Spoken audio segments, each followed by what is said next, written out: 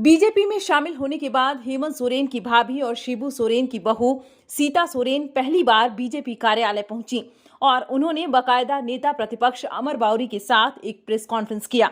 इस press conference में सीता सोरेन ने अपनी पूर्व पार्टी और परिवार पर जमकर हमला बोला और दोनों पर आरोप लगाए। सीता सोरेन ने कहा कि राज्य के विकास को लेकर दुर्गा सोरेन का सपना आज भी अधूरा है और उसे हर हाल में पूरा करना है। उन्होंने कहा कि 14 साल मैंने पार्टी और परिवार में दर्द झेला।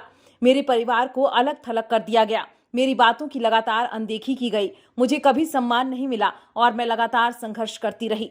प्रेस कॉन्फ्रेंस के दौरान सीता सोरेन ने कल्पना सोरेन पर भी जोरदार हमला किया।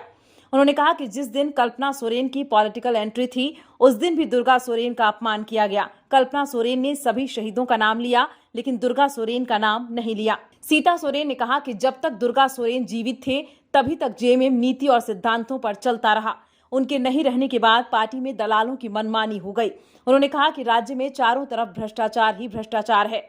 राज्य पूरी तरह अंधकार में डूब चुका है और अब उसे उजाले में लाना है। सीता सोरेन ने कहा कि पीएम मोदी के नेतृत्व में देश लगातार आगे बढ़ रहा है। बीजेपी में महिलाओं को सम्मान भी मिलता है। ऐसे में लोकसभा चुनाव में राज्य की सभी 14 सीटों पर कमल खिलेगा।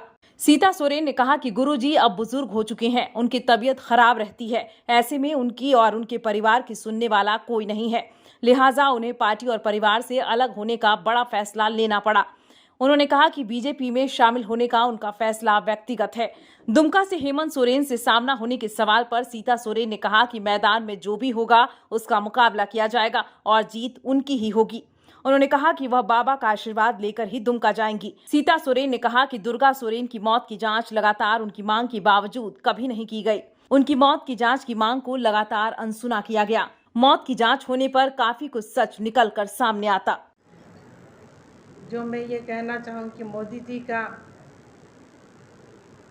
ये इतना बड़ा विशाल परिवार में मेरा आना,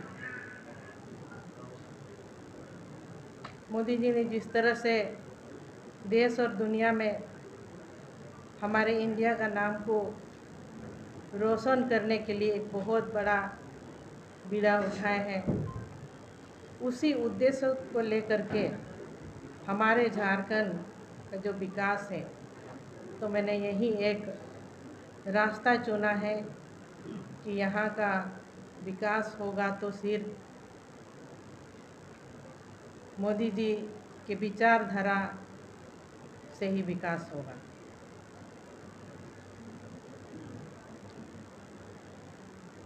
कई ऐसे कामों को जो मैं झारखंड मुक्ति मोर्चा में रह करके भी नहीं करने पाई, उन कामों को मैं आप सबके सामने में बताना चाहूँगी। आदमगढ़ प्रतिमा जो मैं जामा मोड़ में कई साल से लगाना चाह रही थी, उसमें मैंने हेमंत जी को भी कहा था, लेकिन उन्होंने मेरी बात नहीं सुनी। इतनी सालों तक सिर्फ मैं संघर्ष ही करती रही। ये बहुत बड़ी पीड़ा है मेरे लिए, क्योंकि मेरे पति जो झारखंड को संवारने का काम किए, उनका इस राज्य में पार्टी के द्वारा कोई सम्मान नहीं किया गया। और मैंने कई बार उनके सामने अपने बातों को रखी कि उनकी मौत कैसे हुई, उसकी जांच होनी चाहिए, पर इसको भी उन लोगों ने ध्यान नहीं दिया और मेरी बातों को अनसुनी करते रहे हमेशा। तो ये बहुत बड़ा मैटर है। आज तक लोग जानना चाहते हैं कि उनकी मौत कैसे हुई, इसमें जांच की आवश्यकता है। और जिस दिन कल्पना सोरेन जी अपनी राजनीतिक कदम को झारखंड के धरती में रखे, गिरिडीह लोकसभा क्षेत्र गई, उस दिन भी स्वर्गीय दुर्गा सोरेन जी का अपमान हुआ है। सभी शहीदों का उन्होंने नाम लिए, लेकिन जिन्होंने झारखंड को संवारा, झारखंड के गरीबों का मसीहा माना जाता रहा, उनको उन्होंने सम्मान नहीं देने का काम किया। ये बहुत बड़ा अन्याय है, अपमान है कि स्वर्गीय दुर्गा सोरेन जी का अपमान मैं बिल्कुल भी बर्दाश्त नहीं करूंगी। और जिस तरह से आज भारतीय जनता पार्टी में